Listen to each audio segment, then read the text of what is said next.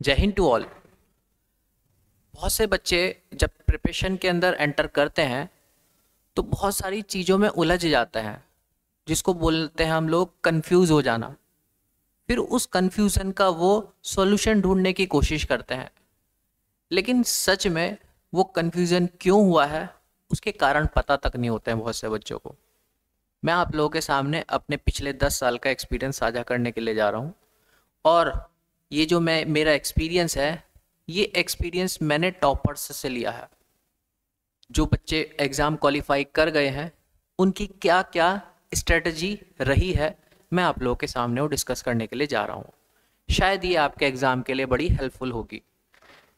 जो maximum toppers होते हैं, टॉपर्स अपने दो टाइप के स्लॉट पर काम करते हैं। एक स्लॉट होता है उन लोगों का as a study, and then second slot होता है ऑन सेल्फ, खुद के ऊपर। दो टाइप के, और मैं इन दोनों स्लॉट्स पर आपको लगभग 20 पॉइंट पर बात करने के लिए जा रहा हूँ। मैं पहले बात करता हूँ ऑन स्टडी। जब आप तैयारी के लिए एंटर करते हैं तो आप लोगों के लिए क्या क्या ज़रूरी या नेसेसरीज चीज़ें होती हैं। जैसे जब हम लोग किसी तैयारी में एंटर करते हैं तो सबसे पहले आप लोगों का वाई क्लियर होना चाहिए। आप इस तैयारी को कर क्यों रहे हो?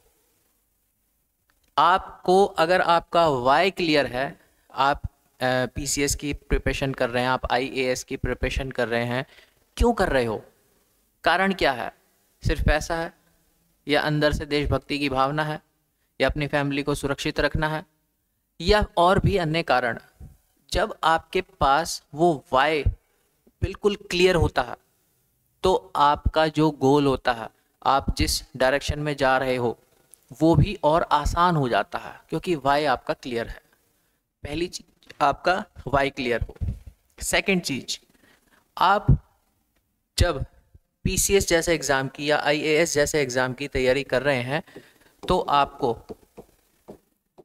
आपका सिलेबस क्लियर होना चाहिए। आपकी टेबल पर हर टाइम आपका सिलेबस होना चाहिए। आपको पता होना चाहिए कि आपके सिलेबस के अंदर क्या है। थर्ड चीज, सिलेबस के साथ साथ आपके पास प्रीवियस ईयर क्वेश्चन बैंक होना चाहिए। आपके पास एटलीस्ट लास्ट 5 to 10 ईयर का क्वेश्चन बैंक होना कंपलसरी है। ये आपको एक डायरेक्शन देता है कि अच्छा, इस डायरेक्शन में ये पेपर का स्टाइल चला आ रहा है, तो मुझको भी इस डायरेक्शन में अपनी प्रिपरेशन करनी है। एंड देन फोर्थ एंड बड़ी इंपॉर्टेंट चीज है, आपके पास राइट स्टडी मटेरियल हो। और ये जो राइट स्टडी मटेरियल है, ये आपका ऑनलाइन भी हो सकता है और आपका ऑफलाइन भी हो सकता है।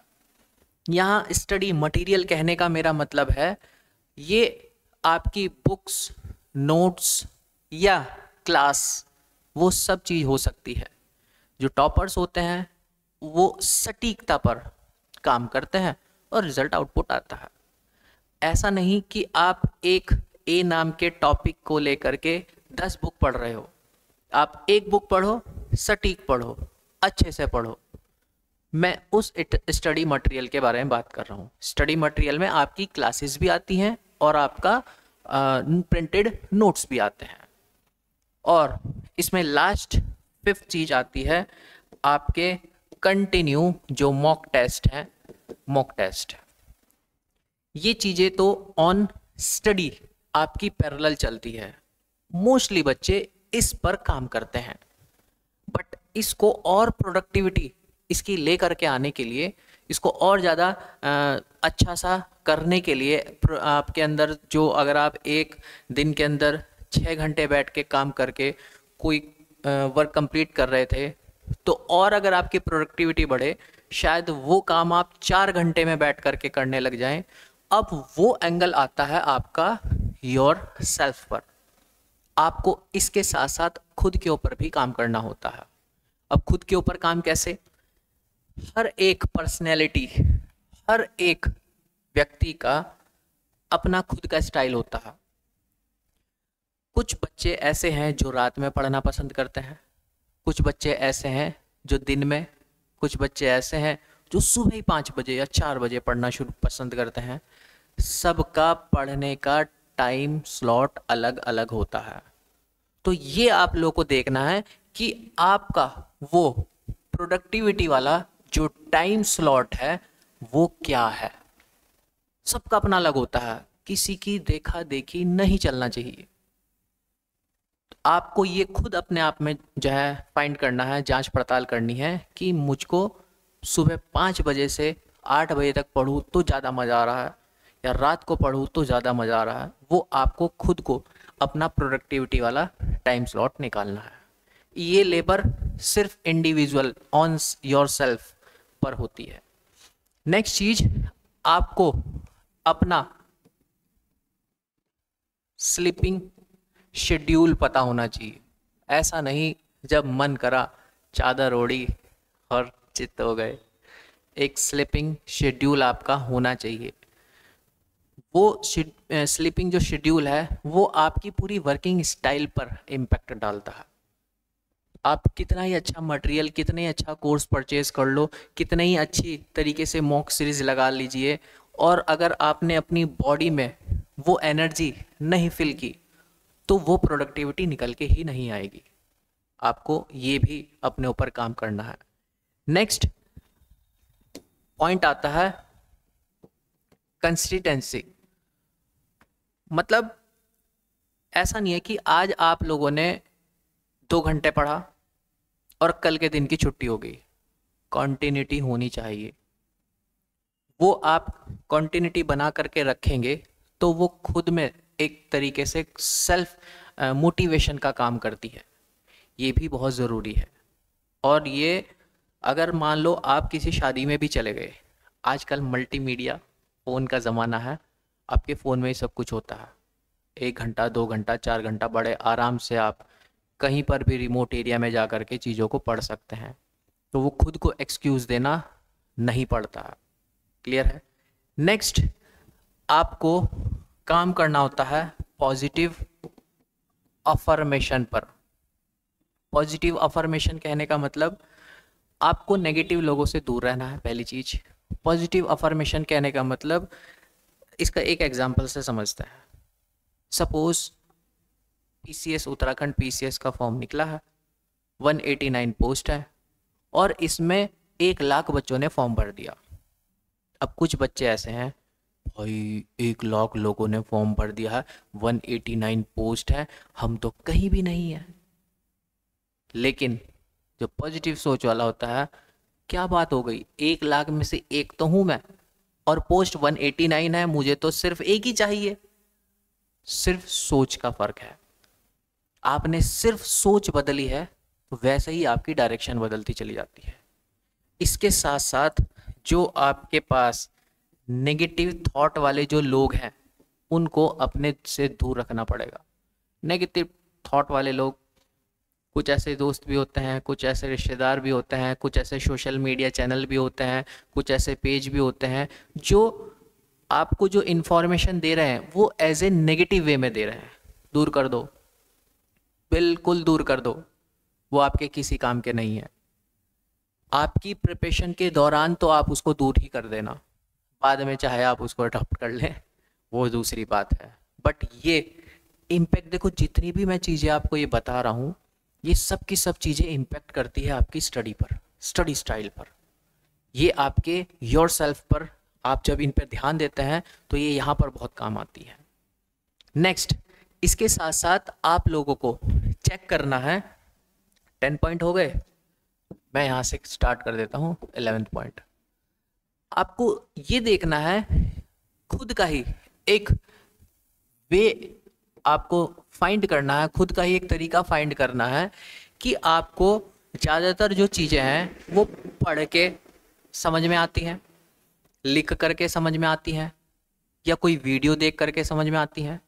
कुछ तो टॉपर्स ऐसे हैं जो बोलते हैं हम तो यूट्यूब पे जो है टॉप ये देख लिया करते थे, या हम लोगों को कोचिंग क्लास में जाने की हम लोगों को ज़रूरत ना पड़े, हम लोग का दिमाग इतना है कि एब्जॉर्व कर लेते हैं, हम घर पे ही ऑनलाइन क्लास कर लिया करते हैं। तो हमारा टाइम बहुत सारा बचता है। सबके लर्निंग स्टाइल्स अलग है। कोई बोलता है नहीं, हम तो ऑफलाइन में ही पढ़ेंगे, ऑनलाइन हमारी समझ में नहीं आता है। कोई बोलता है मुझे कोचिंग की ही ज़रूरत नहीं है, मैं तो खुद स्टडी मटेरियल से खुद सेल्फ स्टडीज करके निकाल लेता हूँ।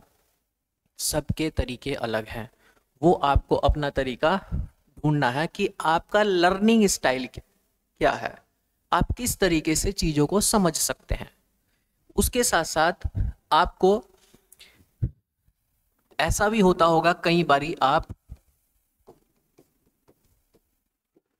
डिमोटिवेट हुआ करते हो, ऐसा भी तो होता है।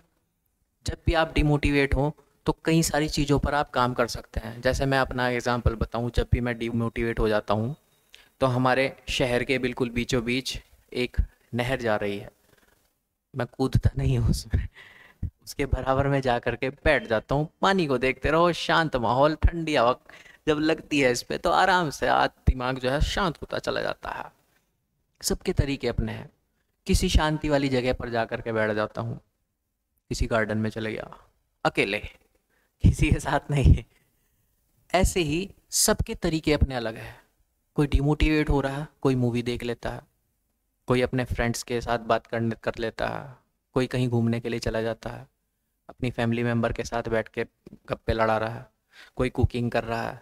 सबके तरीके अपने अलग अलग होते हैं। बट ये स्टेज आती ज़रूर है जब भी डिमोटिवेट हो। ऐसा नहीं कि खुद में ही उसको जो है घूंट पीते रहें उसकी, तो वो कहीं ना कहीं आपकी स्टडी पर इम्पैक्ट डालती है, और इम्पैक्ट भी कैसा, हार्मफुल इम्पैक्ट। अब 13 पॉइंट, आप अगर किसी कोचिंग सेंटर में जा रहे हैं, ऑनलाइन क्लास कर रहे हैं या ऑफलाइन क्लास कर रहे हैं, कुछ भी कर रहे हैं, तो जो भी आपने वहाँ पर टाइम गुजारा है उस टाइम का खुद का एक स्टडी टाइम इंटू 2x होना चाहिए। अगर आपने कोचिंग सेंटर में 5 घंटे गुजारे हैं तो 10 घंटे आपको स्टडी करनी होगी। ये एक रेशियो चलता है, तब आप उस पर अच्छे से काम कर पाएंगे। आप अगर किसी कोचिंग में 2 घंटे काम कर रहे हैं तो मिनिमम आपको 4 घंटे उस कोचिंग के मटेरियल पर काम करना होगा। ये भी बहुत ज़रूरी है। कई बारी बच्चे सोचते हैं ये काम हो गया, बैग बंद किया, हमारी समझ में सब कुछ आया, इसके ऊपर कोई स्टडी नहीं की। वो मटेरियल हफ्ते, 10 दिन, 15 दिन, 1 महीने में आपके दिमाग से धीरे धीरे धीरे धीरे गायब होता चला जाएगा, बिकॉज ऑफ आपने उसके ऊपर लेबर नहीं की है। नेक्स्ट, और बहुत इम्पॉर्टेंट है, स्टडी टेबल। आप जब भी तैयारी करें बेड पे नहीं पढ़ेंगे, चारपाई पे नहीं पढ़ेंगे, ये कॉमन चीज़ है। आपको जब भी पढ़ाई करनी है आप एक नियमित पोस्चर में स्टडी टेबल पर ही बैठेंगे, चेयर उसके सामने टेबल। और मैं ये नहीं कह रहा, बहुत से बच्चे ऐसे भी हैं जिनके पास टेबल की कंडीशन ही नहीं है। टेबल कुछ भी बनाई जा सकती है, अपनी चारपाई को, अपने बेड को बना लो, लेकिन बैठ के, लेट के नहीं। एक स्टडी पोस्चर होना बहुत ज़रूरी है।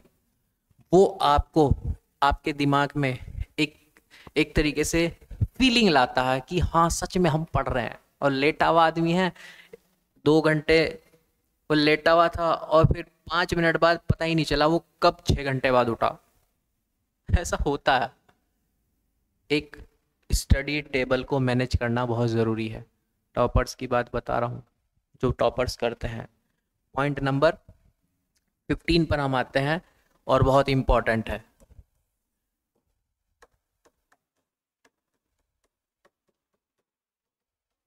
मल्टीटास्किंग वर्क करना ख़त्म कर दो।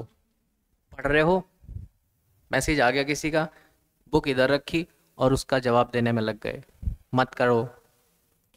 पढ़ रहे हो, उधर से जवाब आया, क्वेश्चन उधर से आया, एक खाना बन गया, खाना खा लो, इधर रखा, चलो जी पहले खाना खाते हैं। मल्टीटास्किंग काम करना ख़त्म कर दो।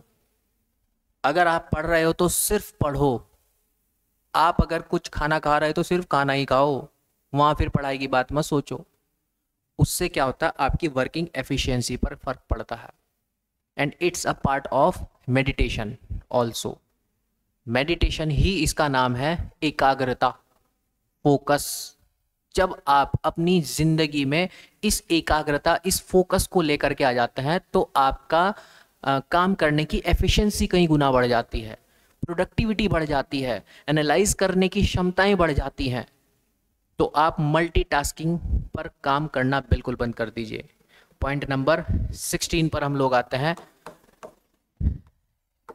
नियमित एक्सरसाइज करना बहुत ज़रूरी है। आप एक्सरसाइज कहने का मतलब ये टोले वगैरह बनाने की ज़रूरत नहीं है, या फिर आप किसी बॉडी बिल्डिंग शो के लिए एक्सरसाइज नहीं, सिर्फ अपने आप को फिट रखने के लिए। ये भी नहीं कह रहा हूँ मैं आपको योगा क्लास ज्वाइन कीजिए, अपने घर पर ही बहुत सारी एक्सरसाइज पोस्चर पता होता है सबको बचपन से ही। आप नियमित वो काम करेंगे, शरीर में से पसीना बहाना बहुत ज़रूरी है। उसकी एक तरीके से लंबी हेल्दी, एक तरीके से हेल्थ अगर आपको रखनी है तो वो काम बहुत ज़रूरी है। आपको अंततः इसी शरीर से काम लेना है, और आप जब स्टडी कर रहे हैं तो इसी शरीर का सहारा ले रहे हैं।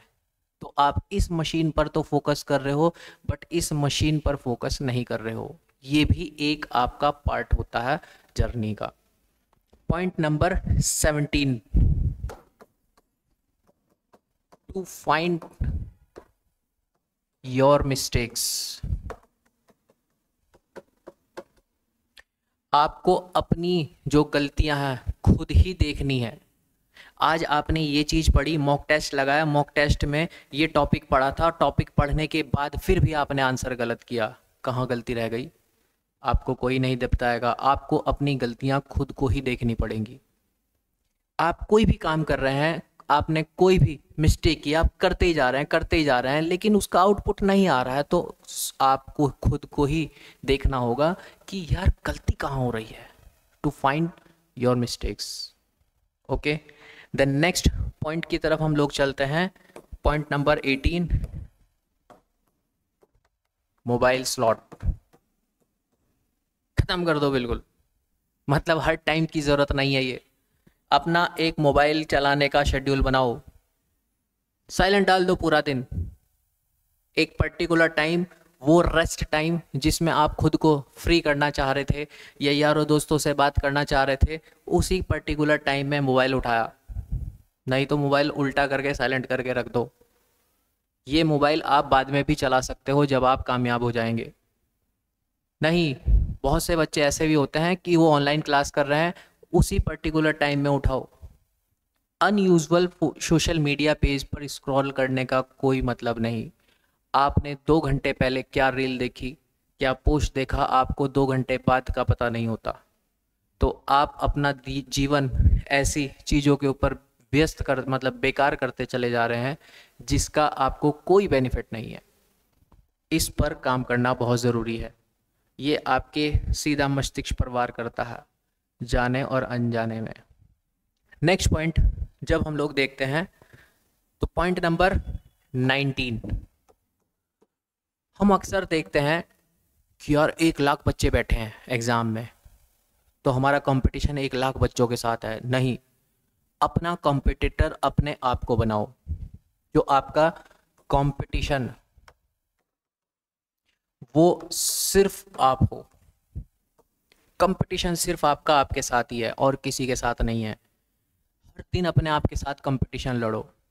कल मैंने ये चीज़ की थी, अच्छा ये स्ट्रेंथ थी, ये चीज़ थी, ये तरीका था, आज मैं कल से बेहतर बन के दिखाऊंगा। कंपटीशन खुद के साथ करोगे तो आपका सिलेक्शन कोई नहीं रोक सकता है, लेकिन वो कंपटीशन राइट डायरेक्शन में होना चाहिए, ये भी बहुत ज़रूरी है। और लास्ट पॉइंट, पॉइंट नंबर 20, खुद के लिए फ्री टाइम निकालना बहुत ज़रूरी है। इतना ज़्यादा ज़रूरी है कि आपकी तैयारी को 4 चांद लगा सकता है। आप पूरा दिन अपने मस्तिष्क पर भार डाल करके नहीं चल सकते हैं, उसको फ्री करना बहुत ज़रूरी है। इस फ्री टाइम के लिए आप कुछ भी कर सकते हैं, जो भी आपके माइंड को रिलैक्स फील हो। आप सॉन्ग सुन रहे हैं, मूवी देख रहे हैं, बातें कर रहे हैं, कुछ भी, लेकिन वो फ्री टाइम ऐसा हो कि जिसमें आप अपने आप पर वर्कलोड महसूस ना कर रहे हो। क्लियर है? मैंने आपको ये 2-3 टाइप में बताई है। ड्यूरिंग स्टडी आपको 2 काम पे, एक पर तो बच्चे काम करते ही हैं बट दूसरे पर भूल जाते हैं। आप जब इस सेकंड वाले योर सेल्फ वाले पोर्शन पर काम करेंगे तो आपको आपकी स्टडी के दौरान बहुत ज़्यादा बेनिफिट होने के लिए जा रहे हैं। टॉपर्स यही करते हैं।